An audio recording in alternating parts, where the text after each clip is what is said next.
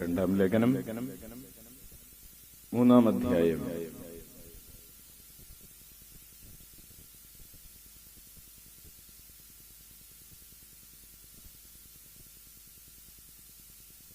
18-ാമത്തെ തിരുവചനം. കർത്താവിന്റെ മഹത്വം കണ്ണാടിയിലെന്ന പോലെ മൂടുപടമണിയാത്ത മുഖത്ത് പ്രതിഫലിക്കുന്ന നാം എല്ലാവരും അവിടുത്തെ സാദൃശ്യത്തിലേക്ക് മഹത്വത്തിൽ നിന്ന് മഹത്വത്തിലേക്ക് രൂപാന്തരപ്പെട്ടുകൊണ്ടിരിക്കുകയാണ്. ഇത് ആത്മാവായ കർത്താവിന്റെ ദാനമാണ്. ഇടതുകരമുയർത്തി വീശിക്കൊണ്ട് കർത്താവിന്റെ മഹത്വം കണ്ണാടിയിലെന്ന പോലെ മൂടുപടമണിയാത്ത മുഖത്ത് പ്രതിഫലിക്കുന്ന നാം എല്ലാവരും അവിടുത്തെ സാദൃശ്യത്തിലേക്ക് മഹത്വത്തിൽ നിന്ന് മഹത്വത്തിലേക്ക് രൂപാന്തരപ്പെട്ടുകൊണ്ടിരിക്കുകയാണ്. ഇത് ആത്മാവായ കർത്താവിന്റെ ദാനമാണ്.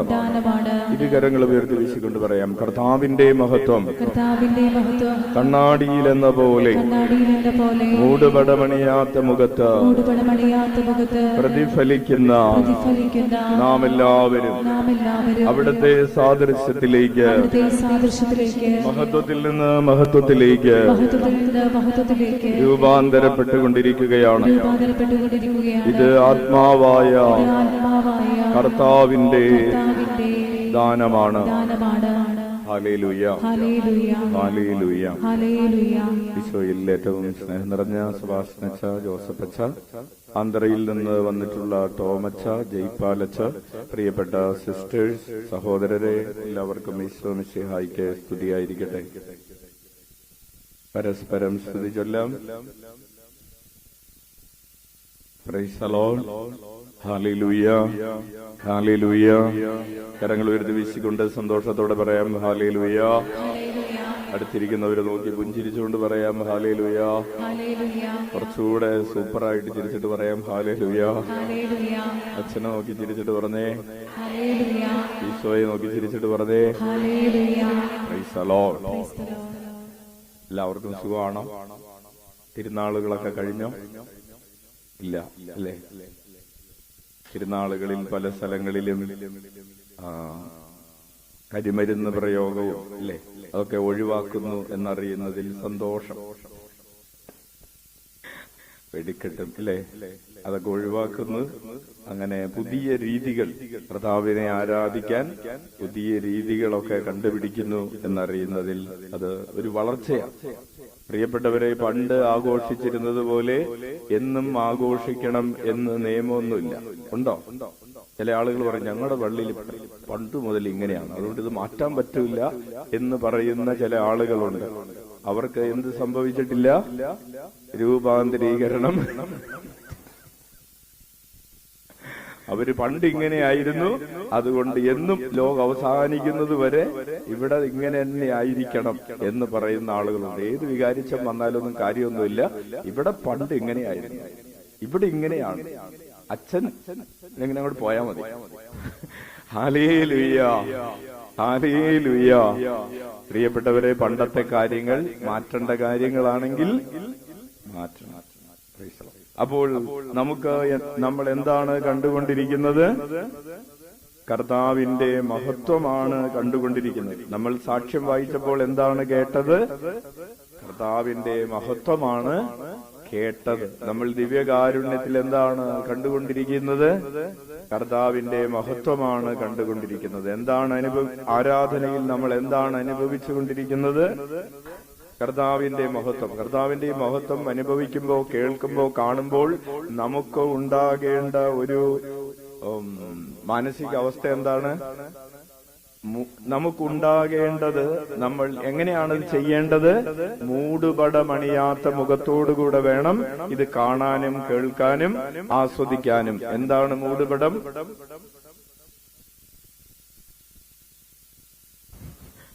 പറഞ്ഞത് ശരിയാണ്, യേശു പറഞ്ഞത് ശരിയാണ്. നമ്മുടെ പാപം ഒരു മൂടുപടമാണ്, നമ്മുടെ മുൻവിധികൾ മൂടുപടങ്ങളാണ്, നമ്മളുടെ സെൽഫ് സാറ്റിസ്ഫാക്ഷൻ, അതായത് ഞാൻ ഇത്രയൊക്കെ വളർന്നിട്ടുണ്ട്, ഇത്രയൊക്കെ മതി ഉള്ള ഒരു ചിന്ത ഒരു മൂടുപടമാണ്.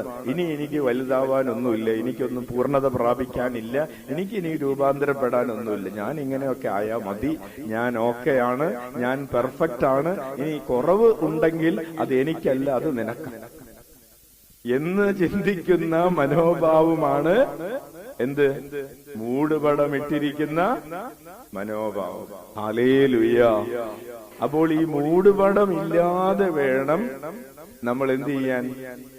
കർത്താവേ, എനിക്ക് ഈ മൂടുപടം എനിക്കൊന്നുമില്ല, ഞാൻ ഈ നഗ്നനാണ് എന്ന് പറയുന്നത് പോലെ ഞാൻ അങ്ങയുടെ മുമ്പിൽ ഇതാ തുറന്നു വയ്ക്കപ്പെട്ട ശൂന്യമായ പാത്രം പോലെ ഞാൻ നിന്റെ മുമ്പിൽ ഇതാ ഉണ്ട് എന്ന് പറഞ്ഞ് നമ്മെ തന്നെ തുറന്നു വയ്ക്കുന്നത് പോലെയുള്ളൊരു പ്രാർത്ഥന. അതാണ് മൂടുപടമില്ലാത്ത മുഖത്തോടുകൂടെ.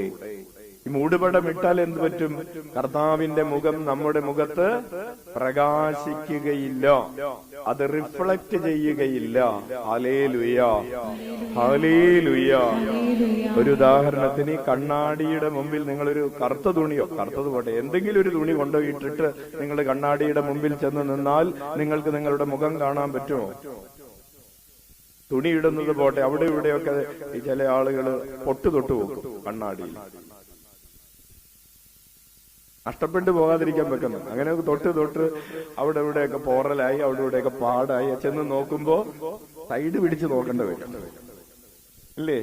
കണ്ണാടിയിൽ അതും ഇതൊക്കെ തേച്ച് വെച്ച് കഴിഞ്ഞാൽ കണ്ണാടിക്ക് എന്ത് പറ്റും? അതിന്റെ ക്ലാരിറ്റി കുറയും, ഇല്ലേ? ഇതുപോലെ നമ്മുടെ മുഖത്ത് അതും ഇതുമൊക്കെ, നമ്മുടെ ആത്മാവിലെ പലതരത്തിലുള്ള സംഭവങ്ങള്, പാപത്തിന്റെ കറകള്, പാപത്തിന്റെ കടങ്ങള്, കളങ്കങ്ങള്, അശുദ്ധികള്, തിന്മയിൽ തന്നെ കിടക്കുന്ന, കുഴിയിൽ വീണിട്ട് കുഴിയിൽ നിന്ന് എഴുന്നേക്കാൻ ഒരു ആഗ്രഹമില്ലാത്ത അവസ്ഥകൾ, ഇതൊക്കെ നമ്മളിങ്ങനെ നമ്മെ തന്നെ വികൃതമാക്കുകയും മൂടുപടമിട്ടിരിക്കുന്ന അവസ്ഥ പോലെ ആവുകയില്ല. അപ്പോ നമ്മുടെ മുഖത്ത് എന്ത് പ്രകാശിക്കുകയില്ല? കർത്താവിന്റെ ആ പ്രകാശം, കർത്താവിന്റെ മുഖം നമ്മുടെ മുഖത്ത് റിഫ്ലക്ട് ചെയ്യുകയില്ല. Hallelujah, hallelujah. ഉച്ചത്തിൽ വിളിക്കാം, ഈശോയേ.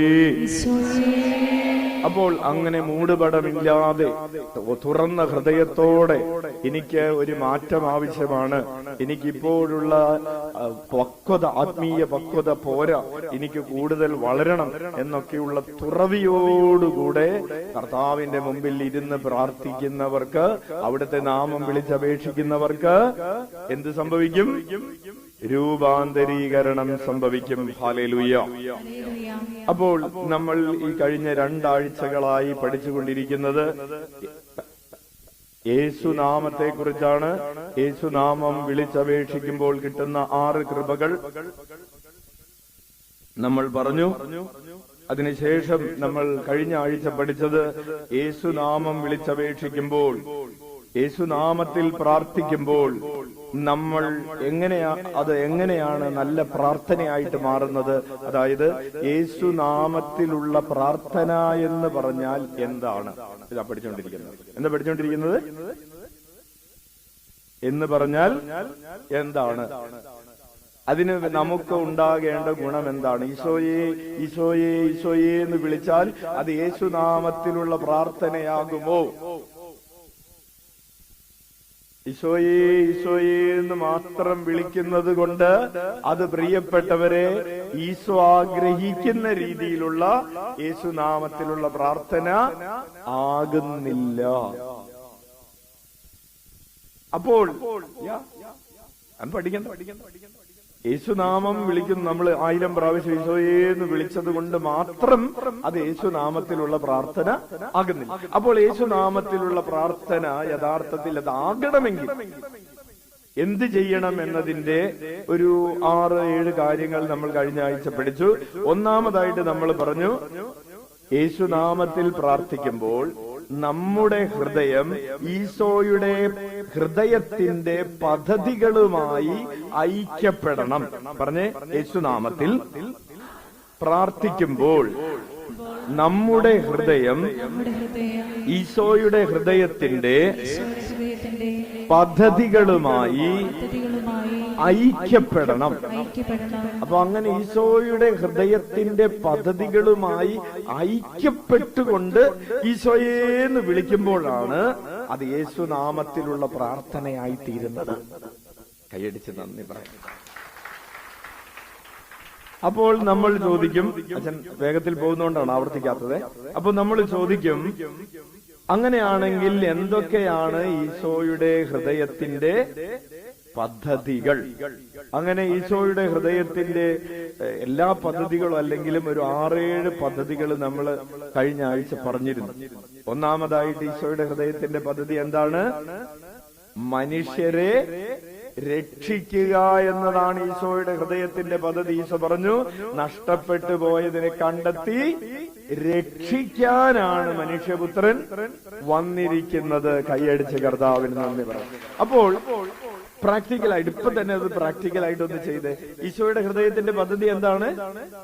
നഷ്ടപ്പെട്ടു പോയ മനുഷ്യരെ കണ്ടെത്തി രക്ഷിക്കുക എന്നുള്ളതാണ് ഈശോയുടെ പദ്ധതി. അപ്പൊ നമ്മുടെ പദ്ധതി എന്താണ്?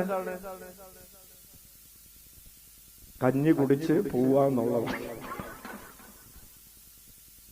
നമ്മുടെ പദ്ധതി. കഞ്ഞി കുടിച്ച് പോവാന്നുള്ളതല്ല നമ്മുടെ പദ്ധതിയും. നഷ്ടപ്പെട്ടു പോയ മനുഷ്യനെ കണ്ടെത്തി രക്ഷിക്കുക എന്നതാണ് നമ്മുടെ പദ്ധതി. ഈശോയുടെ പദ്ധതി നാം നമ്മുടെ പദ്ധതിയായിട്ട് ഏറ്റെടുക്കുന്നു. അങ്ങനെ ഏറ്റെടുത്തുകൊണ്ട് ഒന്ന് ഉച്ചത്തിൽ വിളിച്ചേ, ഈശോയെ. ഇപ്പൊ ഈശോയെന്ന് വിളിച്ചപ്പോ എന്തായിരുന്നു ലക്ഷ്യം? എല്ലാ മനുഷ്യരും രക്ഷ പ്രാപിക്കണം. ആ ചിന്തയോടുകൂടെ ഒന്ന് വിളിച്ചേ. ഇനി രണ്ടാമതായിട്ട് ഈശോ പറഞ്ഞു, എന്നെ തന്നെ ഈ രക്ഷിക്കുക എന്ന് പറഞ്ഞ എങ്ങനെ രക്ഷിക്കും? അപ്പൊ എന്നെ തന്നെ മോചന ദ്രവ്യമായി രക്ഷപ്പെടട്ടെ രക്ഷപ്പെടട്ടെ എന്ന് പറഞ്ഞ രക്ഷപ്പെടൂ. ഈശോ എന്ത് ചെയ്തു? ആഗ്രഹം, ഭയങ്കര ആഗ്രഹമാണ്. 10ാം ക്ലാസ്സിൽ ഫുൾ A+ കിട്ടാൻ ഭയങ്കര ആഗ്രഹമാണ്. പക്ഷെ ഒരക്ഷരം പഠിക്കാൻ എന്നിട്ട് കാര്യമുണ്ട്. അപ്പൊ ഈശോയ്ക്ക് ആഗ്രഹമുണ്ടെന്ന് മാത്രമല്ല, എന്താ ചെയ്തത്? തന്നെ തന്നെ അനേകരുടെ മോചന ദ്രവ്യമായി കുരിശിൽ യാഗമായിട്ടൊരു ബലിവസ്തുവായി സമർപ്പിച്ചു. ഹല്ലേലൂയ. ഉച്ചത്തിൽ വിളിച്ച ഈശോയേ. അപ്പൊ രക്ഷിക്കാൻ പദ്ധതിയുള്ളവന് എങ്ങനെയാണ് രക്ഷിക്കേണ്ടത് എന്നതിന്റെ പദ്ധതി കൂടെ ഉണ്ട്. എല്ലാവർക്കും ആഗ്രഹമുണ്ട്, രക്ഷപ്പെടണം വച്ചാ രക്ഷപ്പെടണം. പിന്നെന്താ കുഴപ്പം? എങ്ങനെയാണ് രക്ഷപ്പെടണം എന്ന് അറിഞ്ഞുകൂടാ. Hallelujah, hallelujah. അപ്പോൾ ഈശോയ്ക്ക് പദ്ധതിയുണ്ട്. തന്നെ തന്നെ മോചന ദ്രവ്യമായി ഒരു യാഗമായി കുരിശിൽ ബലി അർപ്പിച്ചുകൊണ്ട് രക്ഷിക്കണം. അപ്പൊ ഈശോയുടെ ആ ആഗ്രഹം, ഈശോ തന്നെ തന്നെ അർപ്പിക്കാനുണ്ടായിരുന്ന ഈശോയുടെ ആഗ്രഹം പോലെ നമുക്കും നമ്മെ തന്നെ ശുശ്രൂഷിക്കപ്പെടാനല്ല, ശുശ്രൂഷിക്കാൻ വേണ്ടി നമ്മെ തന്നെ ലോകത്തിന് സമർപ്പിക്കാൻ ആഗ്രഹിച്ചുകൊണ്ട് ഈശോയുടെ ആഗ്രഹം ഏറ്റെടുത്തുകൊണ്ട് ഉച്ചത്തിൽ വിളിച്ചേ. ഇപ്പൊ ഈശോയെന്ന് വിളിച്ചപ്പോ എന്തായിരുന്നു ഹൃദയത്തിലുണ്ടായിരുന്ന ആഗ്രഹം? നമ്മെ തന്നെ നമ്മുടെ കുടുംബത്തില് ബലിയായി മുറിച്ച് ബലിയായി അർപ്പിക്കുക. എന്ത് ചെയ്ത്? മുറിച്ച് ബലിയായി അർപ്പിക്കുക. ആരെ? അമ്മയെ തന്നെയാണ്. നമ്മെ തന്നെ. അപ്പനും അമ്മനെയല്ല മുറിക്കേണ്ടത് കേട്ടോ. അമ്മ എന്ന് പറഞ്ഞതിൽ ഒരു മായ ഉണ്ടായിരുന്നില്ല. ഹല്ലേലൂയ. ഭർത്താവിനെ അല്ല മുറിക്കേണ്ടത്, ഭാര്യയല്ല മുറിക്കേണ്ടത്, നമ്മെ തന്നെ മുറിച്ച് അർപ്പിക്കണം. Hallelujah, hallelujah. മൂന്നാമതായിട്ട് ഈശോയുടെ പദ്ധതി എന്തിനെ കുറിച്ചായിരുന്നു? പിശാചിനെ തോൽപ്പിക്കുക, തിന്മയെ പുറത്താക്കുക, അന്ധകാരത്തെ പുറത്താക്കുക. Expel the darkness, drive back darkness എന്നാണ് അതിനെ പറയുന്നത്. ഈശോയുടെ പദ്ധതിയാണ് തിന്മയെ തോൽപ്പിക്കുക. നമ്മൾ ആ വചനം വായിച്ചായിരുന്നു. പാപം ചെയ്യുന്നവൻ പിശാചിൽ നിന്നുള്ളവനാണ്. എന്തെന്നാൽ പിശാച് ആദ്യം മുതലേ പാപം ചെയ്യുന്നവനാണ്. പിശാചിന്റെ പ്രവർത്തികളെ നശിപ്പിക്കുന്നതിന് വേണ്ടിയാണ് ദൈവപുത്രൻ പ്രത്യക്ഷനായത്. അല്ലാതെ നമ്മൾ ചെയ്യുന്നത് പോലെ പിശാചിന്റെ പ്രവർത്തികൾക്ക് വെള്ളം ഒഴിച്ച് കൊടുക്കാനല്ല. ഹല്ലേലൂയ. അപ്പോൾ നമ്മൾ ഈശോയെ എന്ന് വിളിക്കുമ്പോ നമ്മുടെ ഹൃദയത്തിലേക്ക് നമ്മൾ ഏറ്റെടുക്കേണ്ട പദ്ധതി ഏതാണ്? തിന്മയെ പുറത്താക്കണം. ഹല്ലേലൂയ. അത് മോറൽ ഈവിളാണെങ്കിലും, ഫിസിക്കൽ ഈവിളാണെങ്കിലും, ഇന്റലക്ച്വൽ ഈവിളാണെങ്കിലും, സ്പിരിച്വൽ ഈവിളാണെങ്കിലും, ധാർമ്മികമായ തിന്മയാണെങ്കിലും, ശാരീരികമായ തിന്മയാണെങ്കിലും, ബുദ്ധിപരമായ തിന്മയാണെങ്കിലും, ആത്മീയ മേഖലകളിലുള്ള തിന്മയാണെങ്കിലും അത് പുറത്താക്കപ്പെടണമെന്ന് ആഗ്രഹിച്ചുകൊണ്ട് ഉച്ചത്തിൽ വിളിച്ചേ. ഇപ്പൊ ഈശോയെ എന്ന് വിളിച്ചപ്പോ എന്തായിരുന്നു ഉള്ളിലുള്ള ആഗ്രഹം? തിന്മ പുറത്താക്കപ്പെടണം. ഈശോയുടെ പദ്ധതി എന്റെ പദ്ധതിയാണ്. നാലാമതായിട്ട് ഈശോയുടെ പദ്ധതിയായിരുന്നു എല്ലാവരും പിതാവിലേക്ക്, ഈശോയുടെ ഹൃദയത്തിലേക്ക് ആകർഷിക്കപ്പെടണം. ഹല്ലേലൂയ. നമ്മുടെ പദ്ധതി എന്താവണം? എല്ലാവരും, ഈശോ പറഞ്ഞു എല്ലാവരും എന്നിലേക്ക്. നമ്മുടെ പദ്ധതി എന്താണ്? എല്ലാവരും നമ്മളും പറയരുത് ഈശോയുടെ പദ്ധതി എന്നിലേക്ക് ആകർഷിക്കപ്പെടണം. നമ്മുടെ പദ്ധതിയും നമുക്ക് നമ്മളിലേക്ക്, ഈശോയിലേക്ക് ആകർഷിക്കപ്പെടണം. അപ്പൊ എല്ലാ മനുഷ്യരും ഈശോയുടെ ഹൃദയത്തിലേക്ക് ആകർഷിക്കപ്പെടണം എന്ന് ആഗ്രഹിച്ചുകൊണ്ടൊക്കെ വിളിച്ചേ. അഞ്ചാമതായിട്ട് ഈശോ പറഞ്ഞു എനിക്കൊരു പദ്ധതിയുണ്ട്, അത് ജീവന്റെ സമൃദ്ധി. എല്ലാവർക്കും ഞാൻ വന്നിരിക്കുന്നത് ജീവൻ ഉണ്ടാകാനും സമൃദ്ധമായി ഉണ്ടാകാനുമാണ്. അപ്പൊ ഈശോയുടെ പദ്ധതി എല്ലാവർക്കും ജീവന്റെ സമൃദ്ധി. എന്താണ് പ്രിയപ്പെട്ടവരെ ജീവന്റെ സമൃദ്ധി എന്ന് പറഞ്ഞാൽ? അത് നിത്യജീവന്റെ സമൃദ്ധിയാണ്. പാപമില്ലാതെ ജീവിക്കുന്നതിന്റെ സമൃദ്ധിയാണ്. കർത്താവിന്റെ തിരുമുഖം കണ്ടുകൊണ്ട് ജീവിക്കുന്നതിന്റെ, കർത്താവിന്റെ വചനത്തിൽ ജീവിക്കുന്നതിന്റെ, ഈ ഭൂമിയിൽ വെച്ച് ഈ ജീവന്റെ സമൃദ്ധി എന്ന് പറയുന്നത് മരിച്ച് സ്വർഗത്തിൽ ചെല്ലുമ്പോ കിട്ടുന്ന കാര്യം മാത്രമല്ല, അല്ലേ? നമ്മൾ എന്ത് പറയുമ്പോൾ സ്വർഗത്തിൽ ചെല്ലുമ്പോ കിട്ടും, സ്വർഗത്തിൽ ചെല്ലുമ്പോ കിട്ടും. അപ്പൊ ഇവിടെ വെച്ചൊന്നുമില്ലേ, അല്ലേ? മക്കളോട്, കുഞ്ഞുങ്ങളോട് അമ്മമാര് പറയും മോന് പ്രതിഫലം സ്വർഗത്തിൽ നിന്ന് കിട്ടും. സ്വർഗത്തിൽ 2-3 പ്രാവശ്യം കൊച്ചു സഹിച്ചു, അപ്പൊ എനിക്ക് മാത്രം ഇവിടെ വെച്ചൊന്നുമില്ലേ? പ്രിയപ്പെട്ടവർ, അമ്മ ത്രേസ്യ പറയുന്ന ഒരു കാര്യമുണ്ട്. കർത്താവ് എല്ലാം കൂടി സ്വർഗത്തിൽ മരിച്ചതിന് ശേഷം തരാനിരിക്കുന്ന ആളല്ല. കർത്താവ് ഈ ഭൂമിയിൽ വെച്ച് തന്നെ ശുശ്രൂഷിക്കുന്നവരെ അനുഗ്രഹിക്കുന്നവനായ നല്ല മുതലാളിയാണെന്ന് പറഞ്ഞു. അച്ഛൻ ആ ഉദാഹരണം പറഞ്ഞിട്ടുണ്ട്. നല്ലൊരു മുതലാളിയുടെ വീട്ടിൽ നമ്മൾ ജോലിക്ക് ചെല്ലുമ്പോ, ജോലി കഴിഞ്ഞിട്ട് വരുമ്പോ സമ്മാനം അടുത്ത കൊല്ലം തരാന്നാണോ പറയുന്നത്? ശമ്പളം അല്ല, ഓരോ ദിവസം കൊടുക്കും. ഇനി അതും പറ്റിയില്ലെങ്കിൽ ഓരോ ദിവസവും ശനിയാഴ്ച വൈകുന്നേരമെങ്കിലും കൊടുക്കും. Hallelujah, hallelujah. അപ്പോൾ പ്രിയപ്പെട്ടവരെ, കർത്താവിനൊരു പദ്ധതിയുണ്ട്. നമുക്ക് ജീവന്റെ സമൃദ്ധി ഈ ഭൂമിയിൽ വെച്ച് തന്നെ, അത് ഉള്ളിലെ ജീവനാണ്. പ്രിയപ്പെട്ടവരെ, അത് ശരീരവുമായി ബന്ധപ്പെടുത്തി ഈ ഭൂമിയിൽ വെച്ച് കിട്ടുന്നതിനെയെല്ലാം ശരീരവുമായി മാത്രം ബന്ധപ്പെടുത്തരുതെന്ന് മാത്രം. അത് കർത്താവ് പറഞ്ഞല്ലോ എനിക്ക് ജീവന്റെ സമൃദ്ധി ഉണ്ടാവുമെന്ന് പറഞ്ഞിട്ട് ഞാൻ 1 മാസമായിട്ട് ബെഡ് റെസ്റ്റാണ്. എവിടെ ജീവന്റെ സമൃദ്ധി? അല്ലേ? അല്ലെങ്കിൽ അൽഫോൻസാമ ഇങ്ങനെ വർഷങ്ങളായിട്ട് രോഗത്തിൽ കിടക്കാണ്. ജീവന്റെ സമൃദ്ധി എവിടെ? കൊച്ചു ത്രേസ്യ മാസങ്ങളായിട്ട് രക്തം ഛർദ്ദിച്ചുകൊണ്ടിരിക്കുകയാണ്. എന്താണ് ഈ രക്തം ഛർദ്ദിച്ചുകൊണ്ടിരിക്കുന്നത്? എവിടെ ജീവന്റെ സമൃദ്ധി? ആ രക്തം ഛർദ്ദിക്കുമ്പോഴും പ്രിയപ്പെട്ടവരെ, അവളുടെ ഉള്ളിൽ കർത്താവിന്റെ സാന്നിധ്യമുണ്ട്. അതാണ് ജീവന്റെ സമൃദ്ധി എന്ന് പറയുന്നത്. ഒരു സഹോദരൻ ചോദിച്ചു, അച്ഛാ ജീവന്റെ സമൃദ്ധി എന്ന് പറഞ്ഞിട്ട് എന്റെ ഭാര്യയും മരിച്ചു, എന്റെ മകനും മരിച്ചു ഒരു വാഹനാപകടത്തിൽ. ഇയാളിപ്പോ കയ്യും തൂക്കിയിട്ട് വന്നിരിക്കുക. ജീവന്റെ സമൃദ്ധി എന്ന് പറഞ്ഞത് എന്റെ ഭാര്യയുടെ മരണമാണ്, എന്റെ മകന്റെ മരണമാണ്. കൈയൊടിഞ്ഞ് ഇപ്പോൾ ഇതിനി എന്ന് 2 സർജറി വേണമെന്ന് പറഞ്ഞിരിക്കാം. അപ്പോഴും പ്രിയപ്പെട്ടവരെ, നിനക്ക് പള്ളിയിലേക്ക് വരാനും പ്രാർത്ഥിക്കാനും ഈശോയെ എന്ന് വിളിക്കാനും തോന്നിയില്ലേ?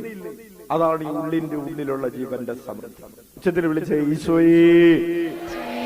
അപ്പോൾ കർത്താവിന്റെ പദ്ധതി ജീവന്റെ സമൃദ്ധിയാണ്. ഇതുപോലെ എല്ലാ മനുഷ്യർക്കും ഈ ജീവന്റെ സമൃദ്ധി ഉണ്ടാകണമെന്ന് ആഗ്രഹിച്ചുകൊണ്ട് ദൈവമക്കളെ വിളിച്ചേ. 5 പദ്ധതികൾ പറഞ്ഞു. 6ാമത്തെ ഒരു പദ്ധതിയാണ് എല്ലാവരും സ്വർഗത്തിലേക്ക് റിസ്റ്റോർ ചെയ്യപ്പെടണം. നമുക്ക് എന്തൊക്കെയാണോ പർദീസയിലെ പാപം മൂലം നഷ്ടപ്പെട്ടത് അതെല്ലാം തിരിച്ചു കിട്ടണമെന്നൊരു പദ്ധതി കർത്താവിനുണ്ട്. ഉച്ചത്തിൽ വിളിക്കാം. നമ്മൾ ദൈവവുമായി അനുരഞ്ജനത്തിലായിരിക്കണം. നമ്മൾ കർത്താവിനോട് അകന്നുപോയി തിരിച്ച് റെക്കൺസിലിയേഷൻ, അവിടുത്തെ ഈശോയെ പിതാവ് അനുരഞ്ജനത്തിന്റെ കൂദാശയായി അയച്ചിരിക്കുന്ന ഈശോയുടെ പദ്ധതി മനുഷ്യനെ ദൈവവുമായി അനുരഞ്ജനപ്പെടുത്തുക. ആ പദ്ധതി നമ്മുടെ ഹൃദയത്തിൽ ഏറ്റെടുത്തുകൊണ്ട് ഉച്ചത്തിൽ വിളിച്ചേ. അപ്പോൾ ഇത്രയും കാര്യങ്ങളാണ് കഴിഞ്ഞ ആഴ്ച നമ്മൾ കണ്ടത്. അച്ഛൻ പുതിയ ടോപ്പിക് തുടങ്ങാണ്. അതായത് ഈശോയുടെ പദ്ധതികളെ മാത്രം ഏറ്റെടുത്താൽ പോരാ, യേശുനാമത്തിൽ പ്രാർത്ഥിക്കുമ്പോൾ ഈശോയുടെ ആഗ്രഹങ്ങളെയും നമ്മൾ ഏറ്റെടുത്താൽ മാത്രമേ നമ്മുടെ പ്രാർത്ഥന യേശുനാമത്തിലുള്ള പ്രാർത്ഥനയാവുകയുള്ളൂ. ഹല്ലേലൂയ. ഉച്ചത്തിൽ വിളിച്ച ഈശോയേ. ആരുടെ ആഗ്രഹങ്ങളെയാണ് ഏറ്റെടുക്കേണ്ടത്? ഈശോയുടെ ആഗ്രഹങ്ങളെയാണ്. മനുഷ്യരുടെ ആഗ്രഹങ്ങളെ ഏറ്റെടുത്തിട്ട് കാര്യമില്ല. മനുഷ്യരുടെ ആഗ്രഹങ്ങളെ ഏറ്റെടുത്തു കഴിഞ്ഞാൽ എന്ത് പറ്റും? ആ പാവപ്പെട്ട ഷാരോണിന് പറ്റിയ പോലെ പറ്റും, അല്ലേ? Praise the Lord.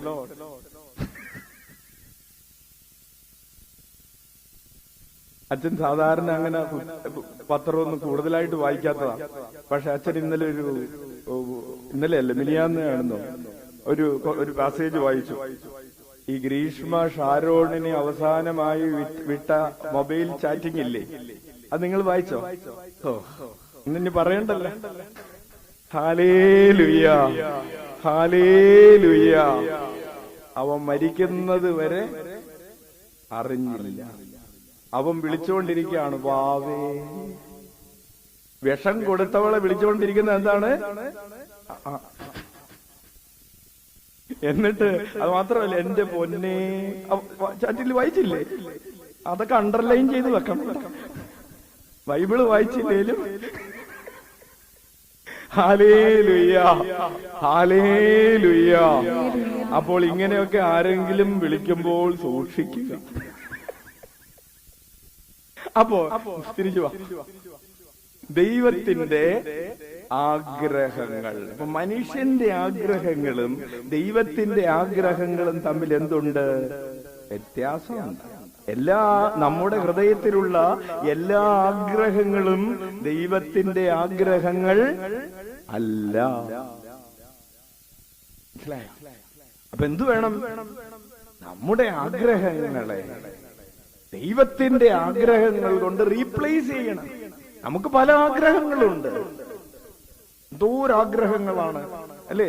മറ്റേ ഒരു പാട്ടില്ലേ, എന്തെല്ലാം എന്തെല്ലാം പാടിയേ. മതി മതി.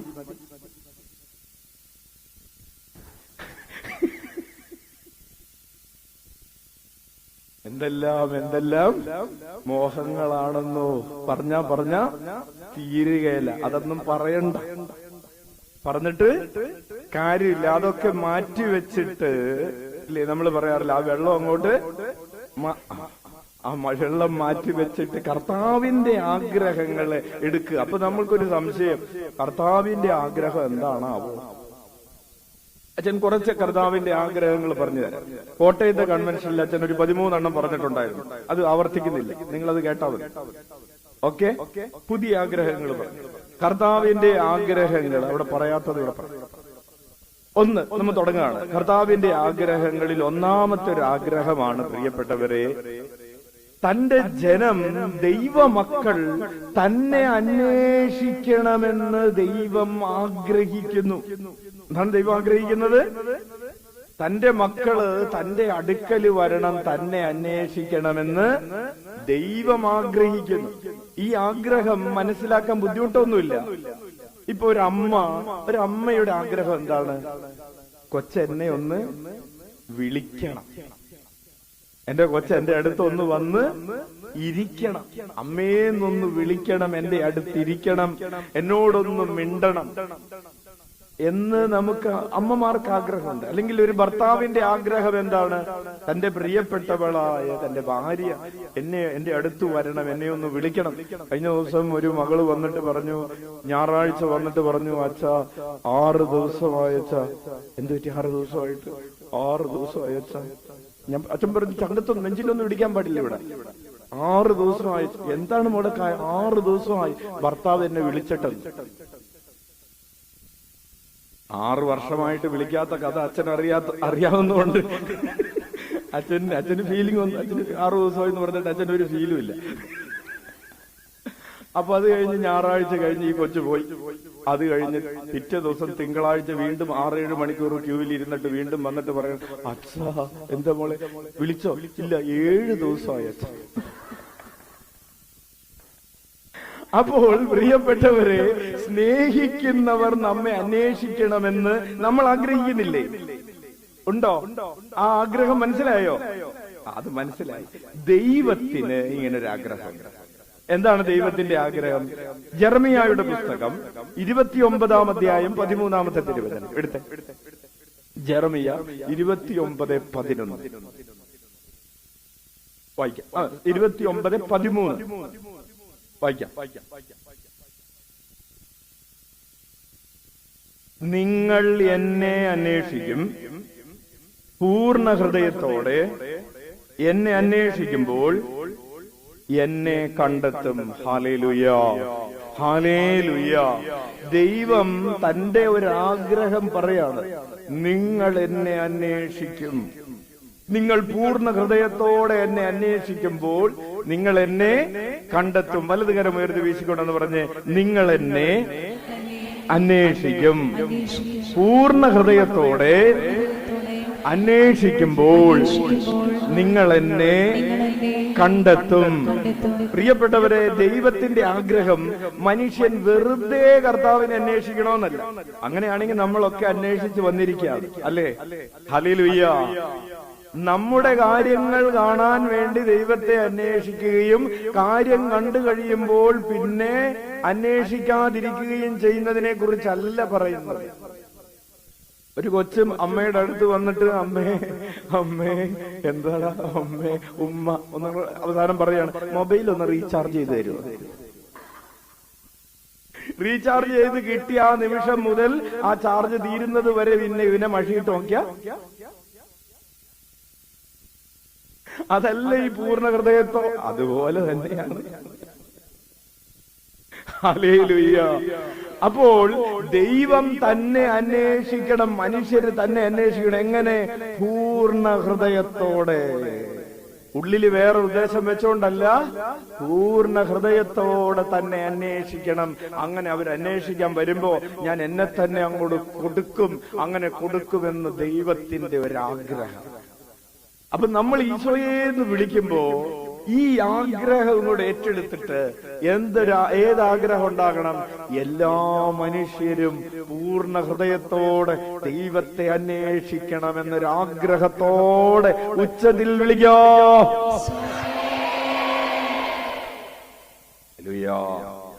അപ്പൊ നമ്മൾ ചോദിക്കും, അച്ഛൻ ഒരു പ്രാക്ടിക്കൽ ആയിട്ടുള്ള ഒരു കാര്യം ഇടയിൽ കൂടെ പറഞ്ഞുതരാം. അതായത് നമ്മൾ വിചാരിക്കും, അച്ഛാ ഇത് ഒരു പ്രാവശ്യം ഈശോയെന്ന് വിളിക്കുമ്പോ ഈ പദ്ധതികളും ഈ ആഗ്രഹങ്ങളും ഇത് കഴിഞ്ഞിട്ട് അച്ഛൻ പറയാൻ പോകുന്ന വികാരങ്ങളും എല്ലാം കൂടി തലയിൽ കയറ്റി വെച്ച് ഈശോയെന്ന് വിളിക്കാൻ പറ്റുമോ? പറ്റൂല. പറ്റുമോ? ഇല്ല. അപ്പൊ നിങ്ങളൊരു കാര്യം ചെയ്താൽ മതി. ആദ്യത്തെ ഒരു 21 പ്രാവശ്യം ഈശോയെന്ന് വിളിക്കുമ്പോ നിങ്ങൾ ഇങ്ങനെ മനസ്സിൽ വിചാരിക്കുക, ഈശോയുടെ പദ്ധതികൾ എന്റെ പദ്ധതികളാകട്ടെ. ഈശോയുടെ പദ്ധതികളെ ഏറ്റെടുത്തുകൊണ്ട് ഞാൻ ഈശോയെ ഈശോയെ ഈശോയെ എന്ന് വിളിക്കുമ്പോ ഏതെങ്കിലും ഒരു പദ്ധതി നിങ്ങളുടെ മനോമുഖരത്തിൽ വന്നാൽ രക്ഷപ്പെട്ടു. കൈയടിച്ച് കർത്താവിന് നന്ദി. കിട്ടിയോ? കിട്ടുന്നുണ്ടോ? അച്ഛൻ കുറച്ചുകൂടി സ്ലോ ആക്കണോ? വേണ്ട. അപ്പോൾ രണ്ടാമതായിട്ട് അടുത്ത പ്രാവശ്യം 21 പ്രാവശ്യം ഈശോയെ എന്ന് വിളിക്കുമ്പോ ഈശോയുടെ ആഗ്രഹങ്ങളെ ഏറ്റെടുക്കുക. ഏതെങ്കിലും ഒരു ആഗ്രഹം, ഈശോയുടെ ഏതെങ്കിലും ഒരു ആഗ്രഹം. ഇപ്പൊ ഒരു ആഗ്രഹമാണ് നമ്മൾ പറഞ്ഞത്, എല്ലാ മനുഷ്യരും തന്നെ അന്വേഷിക്കണം. അതാണ് യോഹന്നാന്റെ സുവിശേഷം 6-ാം അധ്യായം 27-ാമത്തെ തിരുവചനം. ഈശോയുടെ ഈ ആഗ്രഹം ഈശോ ആവർത്തിക്കാണ്. യോഹന്നാൻ 6:27 എടുത്തേ. ബൈബിൾ എടുത്തോ, ഉറക്കെ വായിച്ചോ, ഉച്ചത്തിൽ വായിക്കാം.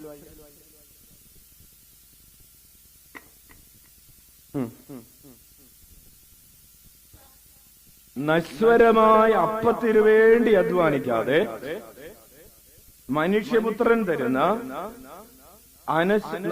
മനുഷ്യപുത്ര നിത്യജീവന്റെ അനശ്വരമായ അപ്പത്തിനു വേണ്ടി അധ്വാനിക്കും. അത്ര മതി.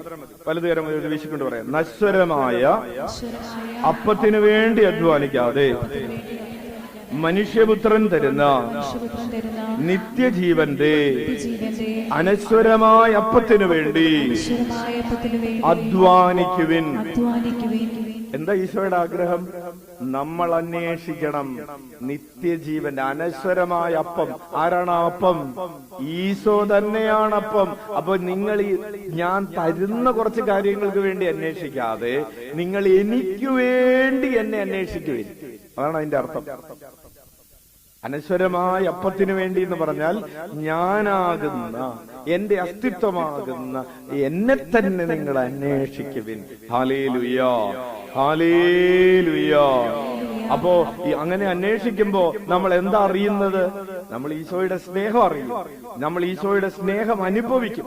അങ്ങനെ ഈശോയെ അനുഭവിക്കുന്നതിന്റെ, ഈശോയുടെ സ്നേഹത്തിന്റെ ഉയരവും നീളവും വീതിയും ആഴവും ഒക്കെ അറിയുന്നതിന്റെ പേരാണ് പ്രിയപ്പെട്ടവരെ അന്വേഷിക്കുക അല്ലെങ്കിൽ കണ്ടെത്തുക എന്ന് പറയുന്നത്. നിങ്ങൾ കർത്താവിനെ അന്വേഷിച്ചപ്പോ എന്താ കണ്ടെത്തിയത്? ഈശോ പറഞ്ഞില്ലേ, വചനത്തിൽ പറഞ്ഞു, നിങ്ങൾ അന്വേഷിക്കുമ്പോ എന്നെ കണ്ടെത്തും. എന്ത് കണ്ടെത്തും? എന്താ കണ്ടെത്തുന്നത്? നമ്മൾ കണ്ടെത്തുന്നത് ദൈവം നമ്മെ എത്രമാത്രം സ്നേഹിക്കുന്നു എന്ന് കണ്ടെത്തും. അന്വേഷിക്കുമ്പോ കണ്ടെത്തുന്നത് വേറെ നിധിയൊന്നുമല്ല. നമ്മൾ കണ്ടെത്തുന്നത്, ഈശോയെ അന്വേഷിച്ച് കണ്ടെത്തുന്നത് ഈശോ നമ്മെ എത്രമാത്രം സ്നേഹിക്കുന്നു എന്ന് കണ്ടെത്തും. നമ്മൾ പിന്നെ വേറെ കുറെ കാര്യങ്ങൾ കണ്ടെത്തും. എല്ലാ കാര്യങ്ങളും നിയന്ത്രിക്കുന്നത് അവനാണെന്ന് കണ്ടെത്തും. അവന് നമ്മോട് എത്രമാത്രം കരുണയുണ്ടെന്ന് കണ്ടെത്തും. അവൻ എത്രമാത്രം നമുക്ക് സമീപസ്ഥനാണെന്ന് കണ്ടെത്തും. അവൻ എത്രമാത്രം നമ്മോട് സംസാരിക്കുന്നുണ്ടെന്ന് കണ്ടെത്തും. അങ്ങനെ കുറെ കാര്യങ്ങൾ നമ്മൾ കണ്ടെത്തും. അന്വേഷിക്കുന്നവര് കണ്ടെത്തും അല്ലേ? എന്താ പറഞ്ഞത്? അന്വേഷിക്കുക നിങ്ങൾ. എന്ത്? നമ്മൾ വിചാരിച്ചു ജോലിയാണെന്ന്. ഒരു കൊച്ച് ഇന്റർനെറ്റിൽ സെർച്ച് ചെയ്തുകൊണ്ടിരിക്കുകയാണ്, ജോബ് സെർച്ച്. എന്നിട്ട് പറയാണ് അന്വേഷിക്കുവിൻ കണ്ടെത്തും, അന്വേഷിക്കുവിൻ. അർത്ഥം അത് കണ്ടെത്തട്ടെ. പക്ഷെ കർത്താവ് ഉദ്ദേശിച്ചത് നിങ്ങൾ എന്നെ അന്വേഷിച്ചാൽ ഞാൻ നിങ്ങളെ എത്രമാത്രം സ്നേഹിക്കുന്നുണ്ടെന്ന് നിങ്ങൾ കണ്ടെത്തും. എല്ലാ അധികാരവും, സ്വർഗത്തിലും ഭൂമിയിലുമുള്ള എല്ലാ അധികാരവും എന്റെ കയ്യിലാണെന്നും എനിക്കിഷ്ടമുള്ളവർക്ക് ഞാനത് യഥേഷ്ടം നൽകുന്നുവെന്നും നിങ്ങൾ കണ്ടെത്തും. കർത്താവിൽ ആശ്രയിക്കുന്നവർ പന പോലെ തഴച്ചു വളരുമെന്ന് നിങ്ങൾ കണ്ടെത്തും. ഞാൻ തരുന്ന ജീവന് അവസാനമുണ്ടാവുകയില്ല എന്ന് നിങ്ങൾ കണ്ടെത്തും. എന്നിൽ വസിക്കുന്നവന് പാപമോചനമുണ്ടെന്ന് നിങ്ങൾ കണ്ടെത്തും.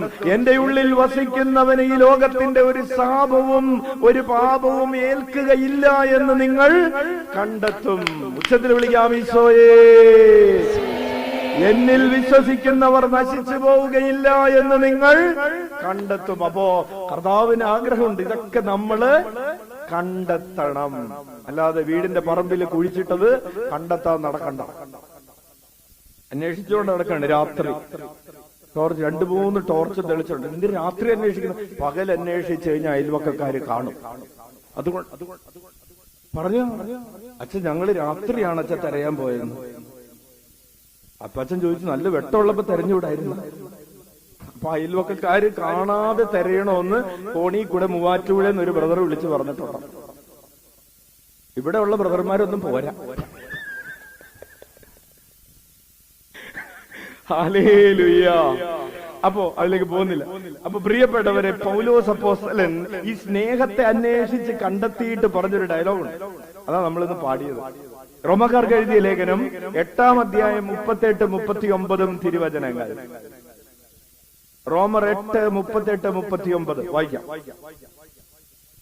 എന്തെന്നാൽ മരണത്തിനോ ജീവനോ ദൂതന്മാർക്കോ അധികാരങ്ങൾക്കോ ഇക്കാലത്തുള്ളവയ്ക്കോ വരാനിരിക്കുന്നവയ്ക്കോ ശക്തികൾക്കോ ഉയരത്തിനോ ആഴത്തിനോ മറ്റേതെങ്കിലും സൃഷ്ടിക്കോ നമ്മുടെ കർത്താവായ യേശുക്രിസ്തുവിലൂടെയുള്ള ദൈവസ്നേഹത്തിൽ നിന്ന് നമ്മെ വേർപെടുത്താൻ കഴിയുകയില്ലെന്ന് എനിക്കുറപ്പുണ്ട്.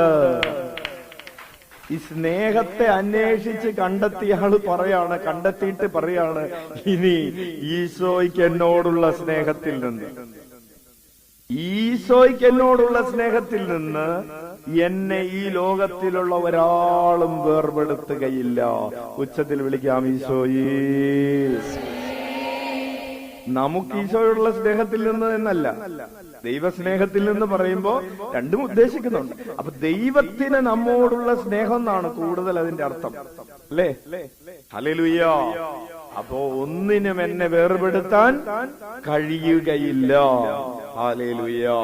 അങ്ങനെ നമ്മൾ കർത്താവിനെ അന്വേഷിച്ച് കണ്ടെത്താൻ വേണ്ടിയാണ് ഈശോയുടെ കുരിശുമരണത്തിന്റെ സമയത്ത് അതാ ദേവാലയത്തിന്റെ ഹോളി ഓഫ് ഹോളീസ്, പരിശുദ്ധിയുടെ ആ സ്ഥലത്തിന്റെ മുൻപിൽ വിരിച്ചിട്ടിരുന്ന വലിയ കനം കൂടിയ ആ തിരശീല നടുവേ കീറിപ്പോയത്.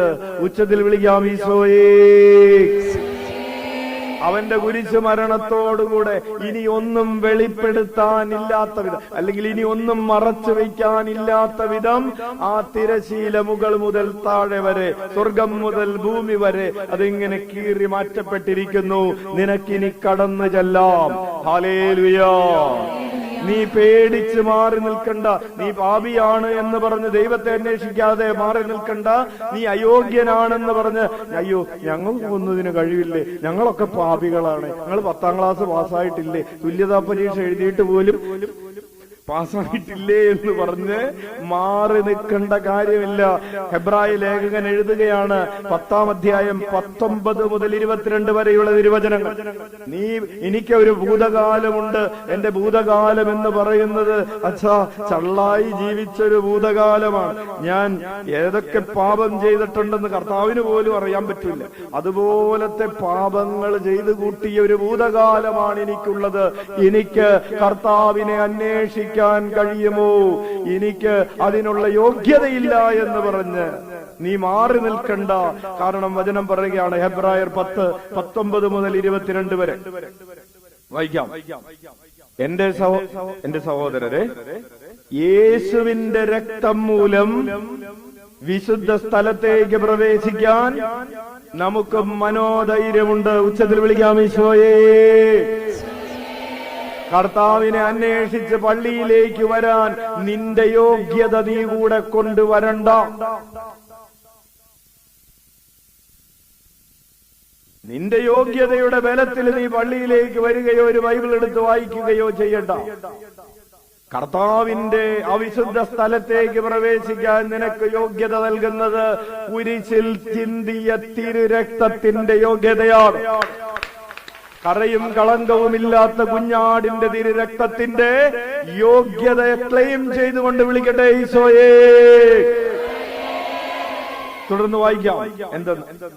എന്തെന്നാൽ തന്റെ ശരീരമാകുന്ന വിരിയിലൂടെ അവൻ നമുക്കായി നവീനവും സജീവവുമായ ഒരു പാത തുറന്നു തന്നിരിക്കുന്നു. ഹല്ലേലൂയ. ലേഖക കർത്താവ് പരിശുദ്ധാത്മാവ് പറയാണ്, ഈശോയുടെ ശരീരമാണ് ആ വിരി. ആ വിരിയിലൂടെ ഈശോയുടെ ശരീരം ഇങ്ങനെ പകുത്ത് കീറി. ഈ ശരീരം പകുത്ത് കീറിക്കഴിഞ്ഞപ്പോ അതിന്റെ ഉള്ളിൽ നിന്ന് ഒരു സാധനം പുറത്തു വന്നു. എന്താണത്? ഈശോയുടെ ഹൃദയം. Hallelujah, hallelujah. സജീവവും, അത് മരണമില്ലാത്തതാണ്.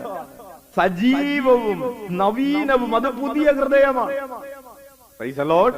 ദൈവം എന്താ പറഞ്ഞത്? ഞാൻ നിങ്ങൾക്കൊരു പുതിയ ഹൃദയം തരും, നവീനമായ ഹൃദയം തരും. പഴയ മനുഷ്യന്റെ ഹൃദയമല്ല, ഇത് പുതിയ മനുഷ്യന്റെ ഹൃദയമാണ്. ഓൾഡ് മാൻ ആൻഡ് ന്യൂ മാൻ. ഇത് പഴയ മനുഷ്യന്റെ ഹൃദയം എന്ന് പറയുന്നത് ആരുടെ ഹൃദയമാണ്? ആദത്തിന്റെ ഹൃദയമാണ്. ആദത്തിന്റെ ഹൃദയത്തിന്റെ പ്രത്യേകത എന്താണ്? ദൈവത്തെ അന്വേഷിക്കാതെ, സ്വന്തം കാര്യം അന്വേഷിച്ചു. അതാണ് പഴയ മനുഷ്യന്റെ ഹൃദയം. പൂർണ്ണ ഹൃദയത്തോടെ ദൈവത്തെ അന്വേഷിക്കാത്ത ഹൃദയമാണ് പഴയ മനുഷ്യന്റെ ഹൃദയം. അവൻ അപ്പത്തിന്റെ പിറകെ പോയി, പഴത്തിന്റെ പിറകെ പോയി, പിശാചിന്റെ പിറകെ പോയി, പെണ്ണിന്റെ പിറകെ പോയി, പണത്തിന്റെ പിറകെ പോയി. പഴയ മനുഷ്യന്റെ ഹൃദയം മദ്യത്തിന്റെ പിറകെ പോയി, ലഹരിയുടെ പിറകെ പോയി, കണ്ണീ കണ്ടതിന്റെ പിറകെ പോയി, ശരീരത്തിന്റെ ജഡത്തിന്റെ ദുർമോഹങ്ങളുടെ പിറകെ പോയി. പഴയ ഹൃദയം. ആ പഴയ ഹൃദയത്തിന് പകരം ഇതാ നവീനമായൊരു ഹൃദയം. രണ്ടാമത്തത് സജീവവുമായൊരു പാത. സജീവമാണ്. പഴയ മനുഷ്യൻ മരണമാണ്, പുതിയ മനുഷ്യൻ ജീവനുള്ളതാണ്. നീ ഇപ്പോ നടക്കാൻ പോകുന്നത് ഒരു പുതിയ വഴിയിലൂടെയാണ്. നീ നടക്കാൻ പോകുന്നത് പുതിയ വഴിയിലൂടെയാണ്, ഒരു ജീവനുള്ള വഴിയിലൂടെയാണ്. Hallelujah, hallelujah. പ്രിയപ്പെട്ടവരെ, നമ്മൾ അവിടെ നിന്ന് ഇങ്ങോട്ട് നടക്കുമ്പോ, കാരാപറമ്പിൽ ഇറങ്ങിയിട്ട് ഇങ്ങോട്ട് നടക്കുമ്പോ ഈ വഴി ജീവനുള്ള വഴിയാണോ? ആണോ? അല്ല. ഈശോയാകുന്ന വഴി ജീവനുള്ള വഴിയാണ്. കാരാപറമ്പിൽ നിന്ന് ഇങ്ങോട്ടുള്ള വഴി ജീവനിലേക്കുള്ള വഴിയാണ്. ഹല്ലേലൂയ. സജീവമായൊരു പാത തുറന്നു തന്നിരിക്കുന്നു. അടുത്ത് വായിച്ചേ. ദൈവഭവനത്തിന്റെ മേൽനോട്ടക്കാരനായി നമുക്കൊരു മഹാപുരോഹിതനുണ്ട്. അതുകൊണ്ട് നീ പേടിക്കേണ്ട. നീ ദേവാലയത്തിലേക്ക് ദൈവത്തെ അന്വേഷിച്ച് ചെല്ലുമ്പോ എന്റെ കയ്യിൽ ബലിവസ്തുവില്ലല്ലോ, എനിക്ക് ബലിയർപ്പിക്കാൻ ഞാൻ ഒന്നുമല്ലല്ലോ എന്ന് നീ വിചാരിക്കണ്ട. നിനക്ക് ദൈവസന്നിധിയിൽ മധ്യസ്ഥനായി ഒരു മഹാപുരോഹിതനുണ്ട്. അവൻ തന്നെയാണ് ബലിവസ്തു, അവൻ തന്നെയാണ് ബലിയർപ്പകൻ. അതിനാൽ വിശ്വാസത്തിന്റെ ഉറപ്പുള്ള സത്യഹൃദയത്തോടെ നമുക്ക് അടുത്ത് ചെല്ലാം. അണ്ടർലൈൻ ചെയ്യേണ്ട വാക്ക്, നമുക്ക് അടുത്ത് ചെല്ലാം. നമുക്ക് കർത്താവിന്റെ അടുത്തേക്ക് ചെല്ലാം. പ്രിയപ്പെട്ടവരെ, എന്ന് വിചാരിച്ച് അപ്പോ അച്ഛൻ കഴിഞ്ഞ ദിവസം പറഞ്ഞായിരുന്നു നിങ്ങളോട്, ഇവിടെ അടുത്ത് വന്ന് ഈശോയുടെ മുമ്പിൽ കമന്നടിഞ്ഞ് വീണ് നിങ്ങൾ പ്രാർത്ഥിച്ചോ.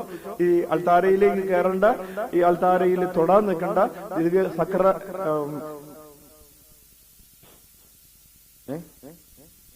അരുളിക്കയിലെ തൊട്ട് പ്രാർത്ഥിക്കാൻ നിൽക്കണ്ട, മുമ്പിൽ നിന്ന് ആരാധിച്ചാ മതി. Hallelujah, hallelujah. അപ്പോൾ ഉറപ്പുള്ള വിശ്വാസത്തോടെ നമുക്ക് അടുത്ത് ചെല്ലാം. അതിനുശേഷം ഇതിന് നമ്മൾ ഒരു കാര്യം ചെയ്താൽ മതി. എന്താണത്? ദുഷ്ടമനസാക്ഷിയിൽ നിന്ന് നമ്മുടെ ഹൃദയത്തെ വെടിപ്പാക്കുകയും ശരീരം ശുദ്ധജലത്താൽ കഴുകുകയും ചെയ്യണം. നമ്മൾ പറഞ്ഞുകൊണ്ടിരിക്കുന്നത് ഈശോയെ അന്വേഷിക്കണമെന്നാണ്. ഈശോയെ അന്വേഷിക്കുമ്പോൾ നമ്മൾ ചെയ്യേണ്ട ഒരു കാര്യമാണ് ഇവിടെ പറയുന്നത്. പറഞ്ഞ അച്ഛൻ അടുത്ത പോയിന്റിലേക്ക് പോവാം. എന്താണത്? നമ്മൾ ചെയ്യേണ്ടത് വലതുകരം ഉയർത്തി വീശിക്കൊണ്ട് പറഞ്ഞ, ഇതിന് ദുഷ്ടമനസാക്ഷിയിൽ നിന്ന് നമ്മുടെ ഹൃദയത്തെ വെടിപ്പാക്കുകയും ശരീരം ശുദ്ധജലത്താൽ കഴുകുകയും വേണം. ഇതിന് ദുഷ്ടമനസാക്ഷിയിൽ നിന്ന് നമ്മുടെ ഹൃദയത്തെ വെടിപ്പാക്കുകയും ശരീരം ശുദ്ധജലത്താൽ കഴുകുകയും വേണം. എന്താണ് പ്രിയപ്പെട്ടവരെ ദുഷ്ടമനസാക്ഷി? എന്താണ് പ്രിയപ്പെട്ടവരെ ശുദ്ധജലം? വേഗം പറഞ്ഞ എന്താണ് ദുഷ്ടമനസാക്ഷി? നമുക്കുള്ള മനസാക്ഷി,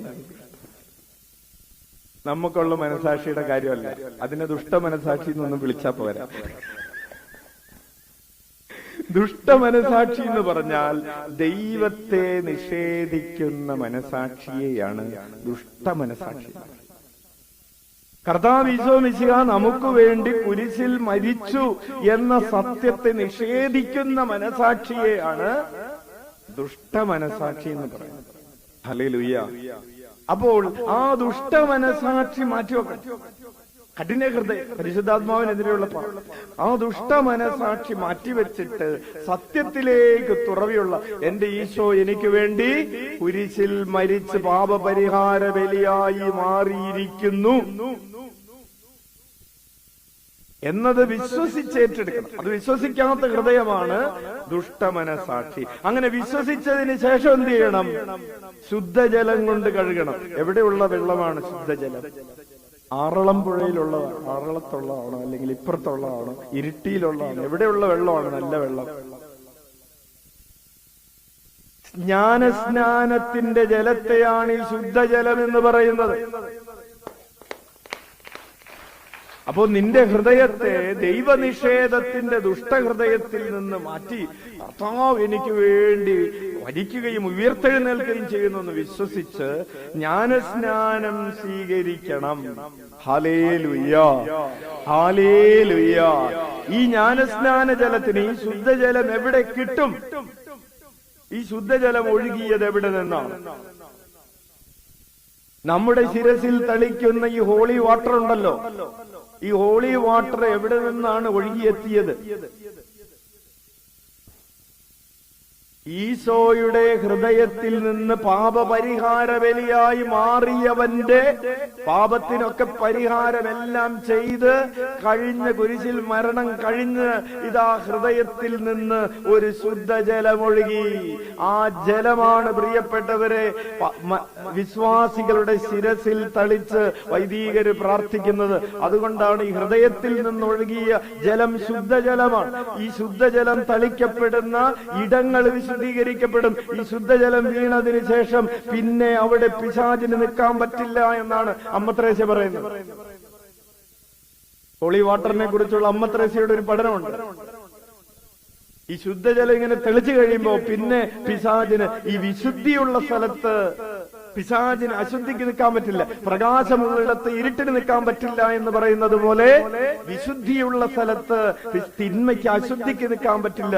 അപ്പോ ഈ ശുദ്ധജലം തളിക്കുമ്പോ അശുദ്ധാരൂപികള് ഓടിപ്പോകുന്നു. ഹൃദയത്തിൽ നിന്ന്, ഈശോയുടെ ഹൃദയത്തില്, പരിശുദ്ധമായ ഹൃദയത്തിൽ നിന്നൊഴുകിയ ജലമായിട്ട് വൈദികൻ ആശീർവദിച്ച് വിശുദ്ധീകരിക്കുന്ന ആ ജലം രൂപാന്തരപ്പെടുകയാണ്, അതിന് രൂപമാറ്റം പെടുകയാണ്. ദൈവസന്നിധിയിൽ അത് ഈശോയുടെ ഹൃദയത്തിൽ നിന്നൊഴുകിയ ഹോളി വാട്ടറായിട്ട്, തിരുജലമായിട്ട് മാറുകയാണ്. ഉച്ചത്തിൽ വിളിക്കാം ഈശോയേ.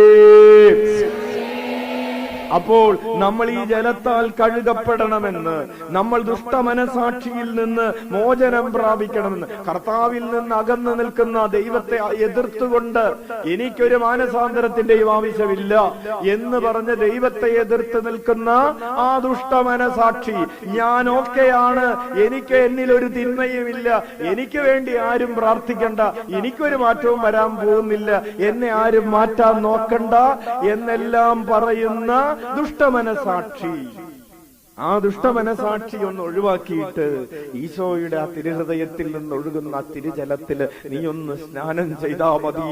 നിനക്ക് കർത്താവിന്റെ സന്നിധിയിലേക്ക്, ആ വിശുദ്ധ സ്ഥലത്തേക്ക് പ്രവേശിക്കാനായി സാധിക്കും. ഉച്ചത്തിൽ വിളിക്കാം ഈശോയേ. ഈശോയുടെ ഈ പദ്ധതി, നമ്മൾ കർത്താവിനെ അന്വേഷിക്കണമെന്ന ഈശോയുടെ ആഗ്രഹം ഹൃദയത്തിൽ ഏറ്റെടുത്തുകൊണ്ട് വിളിക്കട്ടെ. പ്രിയപ്പെട്ടവരെ, ഇതിനെക്കുറിച്ചാണ് പൗലോസ് അപ്പോസ്തലൻ അപ്പോസ്തല പ്രവർത്തനങ്ങളിൽ 17-ാം അധ്യായം 26 മുതൽ 28 വരെയുള്ള തിരുവചനങ്ങളിൽ പറഞ്ഞിരിക്കുന്നത്. അപ്പോസ്തല പ്രവർത്തനങ്ങൾ 17, 26 മുതൽ 28 വരെ എഴുതി വെക്കാം, ബൈബിൾ എടുക്കാം, വായിക്കാം. ആക്ട്സ് 17, 26 മുതൽ വായിക്കാം. ഭൂമുഖം മുഴുവൻ വ്യാപിച്ചു വസിക്കാൻ വേണ്ടി അവിടുന്ന് ഒരുവനിൽ നിന്ന് എല്ലാ ജനപദങ്ങളെയും സൃഷ്ടിച്ചു. Praise the Lord. Hallelujah, hallelujah. ഇനി തുടർന്ന് വായിച്ചേ. അവർക്ക് വിഭിന്ന കാലങ്ങളും വാസഭൂമികളും നിശ്ചയിച്ചു കൊടുത്തു. എന്തിനു വേണ്ടിയാണ് ദൈവം മനുഷ്യൻ ഈ ഭൂമി മുഴുവൻ നിറയണമെന്നും അവന് പല കാലങ്ങളും ദേശങ്ങളും ഒക്കെ നിശ്ചയിച്ചു കൊടുക്കുകയും ഒക്കെ ചെയ്തത് എന്തിനു വേണ്ടിയാണ്? ഒറ്റവാക്കിൽ, എന്തിനു വേണ്ടിയാണ് ദൈവം മനുഷ്യനെ സൃഷ്ടിച്ചത്, സൃഷ്ടിച്ചനുഗ്രഹിച്ചത്, എല്ലാ കൃപകളും കൊടുത്തത് എന്തിനു വേണ്ടി? വായിച്ചോ. അതാണ്, ഇത് അവർ ദൈവത്തെ അന്വേഷിക്കുന്നതിനും ഒരുപക്ഷെ അനുഭവത്തിലൂടെ അവിടത്തെ കണ്ടെത്തുന്നതിനും വേണ്ടിയാണ്. ഉച്ചത്തിൽ വിളിക്കാം, ഈശോയേ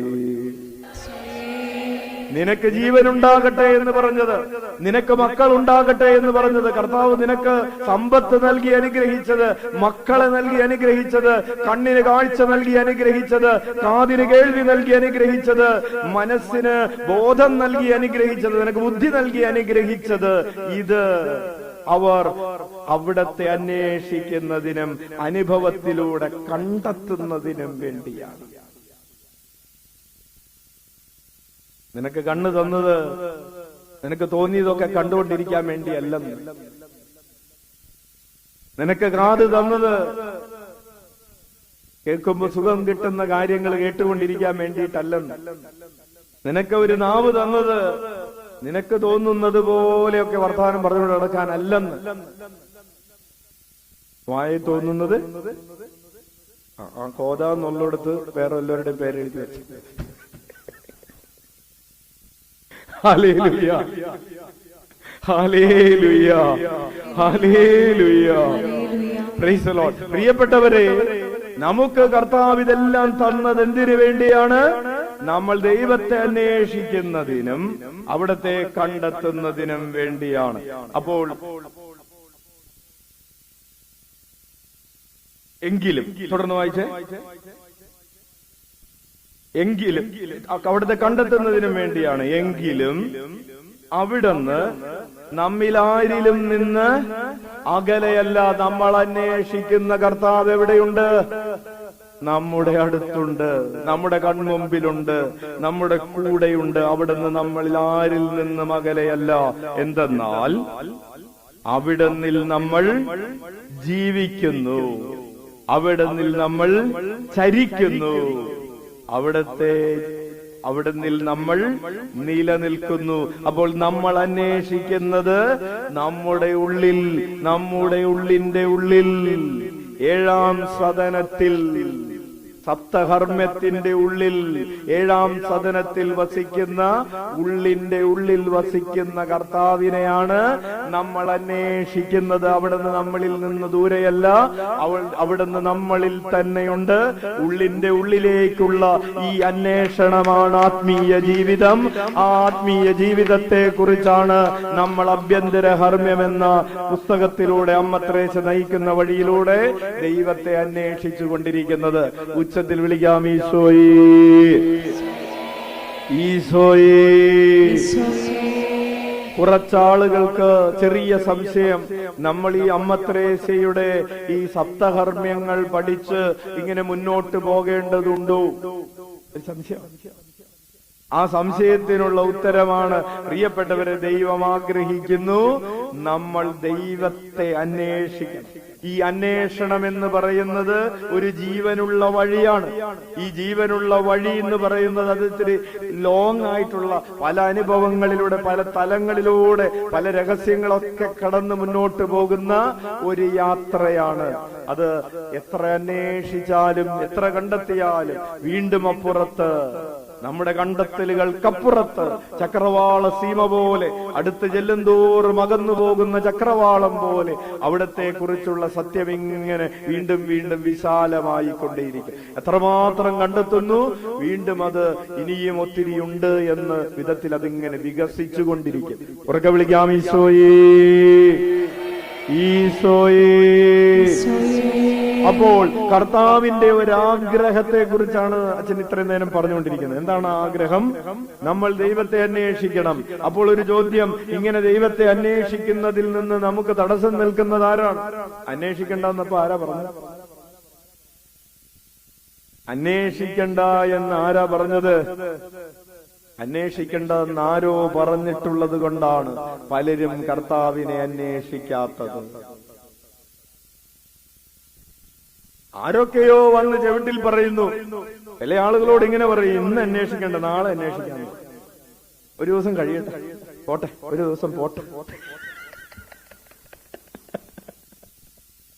ഒരു ദിവസം പോട്ടെ, ഇന്ന് വേണ്ട, നാളെ പ്രാർത്ഥന തുടങ്ങണം, നാളെ തുടങ്ങണം, നാളെ തുടങ്ങണം, പാപം ഉപേക്ഷിക്കണം, ഇന്ന് വേണ്ട, നാളെ തുടങ്ങാം, നാളെ. ഇങ്ങനെ പിശാച് വന്ന് കാതിൽ പറയുന്നത് കൊണ്ട് അന്വേഷിക്കുന്നതിന് തടസ്സം വരുന്നു. തുടങ്ങാൻ പറ്റുന്നില്ല. ബൈബിള് വായിച്ചു തുടങ്ങണം, നാളെ തുടങ്ങാം. പലർക്കും ആഗ്രഹമുണ്ട്, പക്ഷെ നടക്കുന്നില്ല. ഹല്ലേലൂയ. പ്രിയപ്പെട്ടവരെ, പിശാചിന്റെ കർത്താവിന്റെ ആഗ്രഹം പറഞ്ഞല്ലോ, അതിന്റെ ഒരു സൈഡായിട്ട് പിശാചിന്റെ ഒരു ആഗ്രഹം കൂടി പറഞ്ഞേക്കാം. എന്താണ് പിശാചിന്റെ ആഗ്രഹം? ചേച്ചി പറഞ്ഞോ, ചേച്ചി കറക്റ്റ് പറയാറ്. മനുഷ്യനെ ദൈവത്തിൽ നിന്ന് അകറ്റുക, അതൊരാഗ്രഹമാണ്. ഇപ്പൊ നമ്മൾ പറഞ്ഞുകൊണ്ടിരിക്കുന്നത് ദൈവത്തിന്റെ ആഗ്രഹം നമ്മൾ ദൈവത്തെ അന്വേഷിക്കണമെന്നാണ്. അപ്പോൾ പിശാചിന്റെ ആഗ്രഹം എന്താണ്? ദൈവത്തെ അന്വേഷിക്കരുത്. അതിന് പകരം നമ്മൾ എന്തന്വേഷിക്കണം? നമ്മളെ തന്നെ അന്വേഷിക്കണം, നമ്മുടെ സുഖങ്ങൾ അന്വേഷിക്കണം, നമുക്ക് കിട്ടേണ്ടത് അന്വേഷിക്കണം എന്നാഗ്രഹിക്കുന്നു. ആര്? ദൈവത്തെ അന്വേഷിക്കരുത്, നിങ്ങളെ തന്നെ. പർദീസയില് ആദത്തിന്റെ അവയുടെ അടുത്ത് ചെന്ന് പിശാച് അവരോട് പറഞ്ഞത്, നിങ്ങൾ ദൈവം പറഞ്ഞ കാര്യങ്ങളൊന്നും അന്വേഷിച്ച് നടക്കണ്ട. നിങ്ങൾക്ക് ജീവിക്കണമെന്നുണ്ടെങ്കിൽ, നിങ്ങൾക്ക് ദൈവത്തെ പോലെ ആകണമെന്നുണ്ടെങ്കിൽ നിങ്ങൾ തന്നെ കുറച്ച് കാര്യങ്ങൾ, നിങ്ങളുടെ കാര്യങ്ങൾ നിങ്ങൾ തന്നെ നോക്കി നടത്തിക്കോളൂ. നിങ്ങൾ ദൈവത്തെ അന്വേഷിക്കരുത്. Hallelujah, hallelujah. ഇല്ലേ, ഒരു കല്യാണം നടത്തുമ്പോഴേ, ഒരു കല്യാണ കാര്യം വരുമ്പോഴേ ദൈവത്തെ അന്വേഷിക്കുക. ഇത് ദൈവത്തിന് ഇഷ്ടപ്പെട്ടതാണോ എന്ന് നോക്കണ്ട. ആര് പറയും? പിശാച്. അല്ലെങ്കിൽ ഒരു ഭാര്യയും ഭർത്താവും കല്യാണം കഴിഞ്ഞിട്ട് ഉടനടി ആദ്യത്തെ തീരുമാനമാണ്, നമുക്കിപ്പൊ കുട്ടികളെ വേണ്ട. ദൈവത്തിന്റെ തീരുമാനത്തെ അല്ല അന്വേഷിക്കുന്നത്, സ്വന്തം ഇഷ്ടത്തെയാണ് അന്വേഷിക്കുന്നത്. ദൈവത്തെ നമുക്ക് ഒരു കൊല്ലം കഴിഞ്ഞിട്ട് അന്വേഷിക്കാം.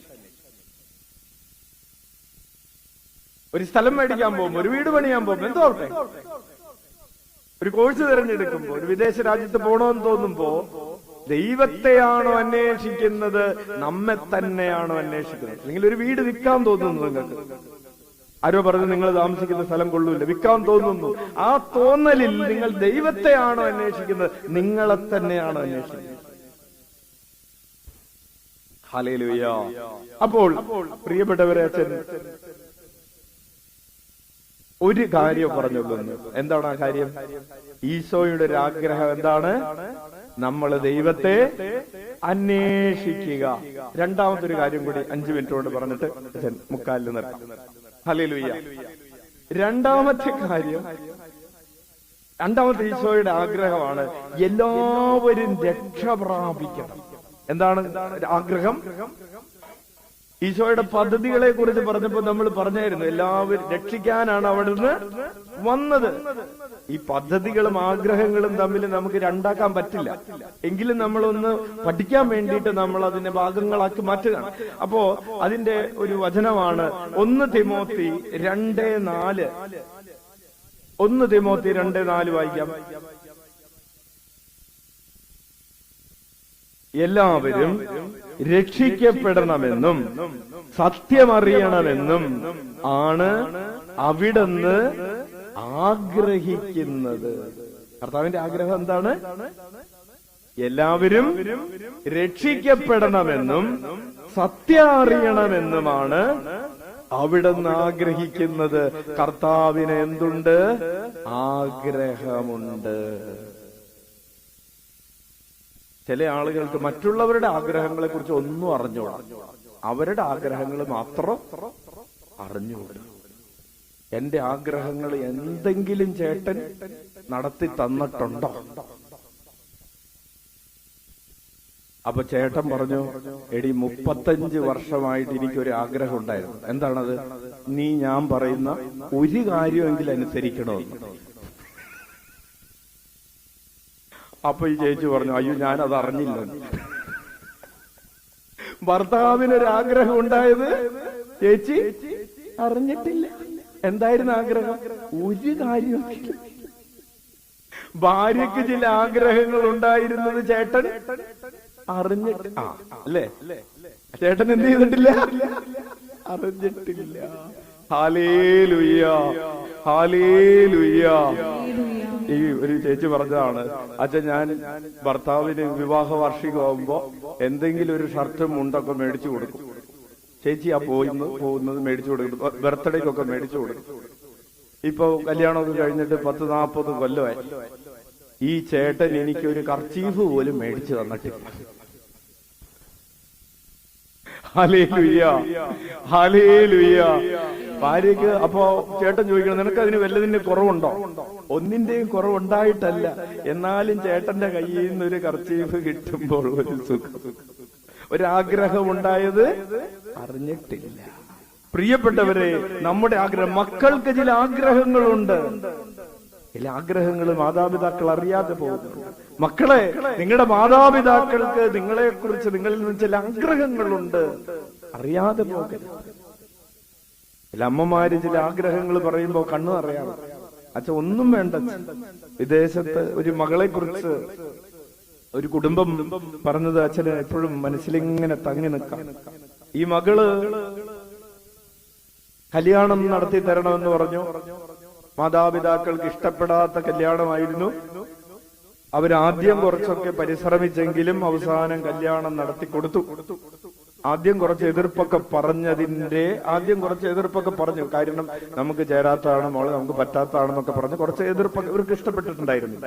അപ്പോ അത് പറഞ്ഞതിന്റെ വൈരാഗ്യം മൂലം, പ്രിയപ്പെട്ടവരെ, കല്യാണം കഴിഞ്ഞ ഈ മകൾ ഇപ്പോ 8 വർഷമായി. കല്യാണം കഴിഞ്ഞ ഈ മകൾ പള്ളിയിൽ നിന്ന് അവളുടെ ഭർത്താവിന്റെ കൂടെ ഇറങ്ങിപ്പോയിട്ട് ഇന്നേ വരെ അവളുടെ അപ്പന്റെയും അമ്മയുടെയും അടുത്തേക്ക്, വീട്ടിലേക്ക് ഇന്നേ വരെ വന്നിട്ടില്ല എന്നുള്ളത്. വന്നിട്ടില്ല എന്നുള്ളത് പോട്ടെ, ഇന്നേ വരെ വിളിച്ചിട്ടില്ല എന്നുള്ളത്. അവളുടെ കാര്യങ്ങൾ വേറെ, അവൾക്ക് കുട്ടി ജനിച്ചത്, കുട്ടികളുണ്ടായത്, അവൾക്ക് ജോലി ഇപ്പോൾ ഇല്ലാത്തത്, നേരത്തെ ഉണ്ടായിരുന്നത് ഒക്കെ ഇവരറിയുന്നത് വേറെ ആരെങ്കിലും ഒക്കെ പറഞ്ഞിട്ടാണ്.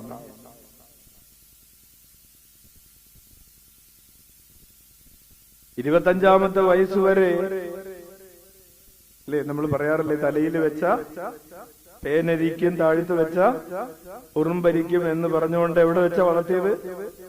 ഒക്കത്ത് വെച്ച് വളർത്തിയ കൊച്ചിന് 25-ാമത്തെ വയസ്സില് ഒരു പുതിയ തോന്നല് തോന്നി. അത് നടത്തിത്തരാതതിന്റെ വൈരാഗ്യം, നടത്തി കൊടുക്കാതിരുന്നില്ല, കൊടുത്തു. പള്ളിയിൽ വെച്ച് തന്നെ കെട്ടിച്ചു കൊടുത്തു. പക്ഷേ നടത്തിത്തരില്ല എന്ന് 2-3 മാസം പറഞ്ഞതിന്റെ വൈരാഗ്യം ഇപ്പോഴും തീർന്നിട്ടില്ല. അപ്പോ മക്കള് ഇങ്ങനെ ഹൃദയത്തിൽ ചിന്തിച്ചുകൊണ്ടിരിക്കുന്നതേ, സ്വന്തം എനിക്ക് കുറച്ച് ആഗ്രഹങ്ങളൊക്കെ ഉണ്ട്. അതെ, ഉണ്ട്. നിനക്ക് മാത്രമുള്ളൂ ആഗ്രഹം? നിന്റെ അപ്പന് നിന്നെ കുറിച്ച് ആഗ്രഹമൊന്നുമില്ലേ? നിന്റെ അമ്മക്കില്ലേ? നിന്റെ ഭാര്യയ്ക്ക്, ഭർത്താവിനില്ലേ? നിന്റെ മാതാപിതാക്കൾക്ക്, നിന്റെ മക്കൾക്ക് ചില ആഗ്രഹങ്ങളില്ലേ? നമുക്ക് മാത്രമല്ല പ്രിയപ്പെട്ടവർ ആഗ്രഹമുള്ളത്, മറ്റുള്ളവർക്ക് ആഗ്രഹമുണ്ട്, കർത്താവിനാഗ്രഹമുണ്ട്. എല്ലാറ്റിനുമുപരി ആർക്കാഗ്രഹമുണ്ട്? അപ്പോ അതാണ് അച്ഛൻ പറഞ്ഞത്, നമ്മുടെ ഈ ദുഷ്ടഹൃദയത്തിന്റെ ആഗ്രഹങ്ങൾക്ക് പകരം കർത്താവിന്റെ ആഗ്രഹങ്ങള് ഏറ്റെടുത്തുകൊണ്ടുള്ള പ്രാർത്ഥനയാണ് യേശുനാമത്തിലുള്ള പ്രാർത്ഥന എന്ന് പറയുന്നത്. ഉച്ചത്തിൽ വിളിച്ച ഈശോയേ, ഈശോയേ.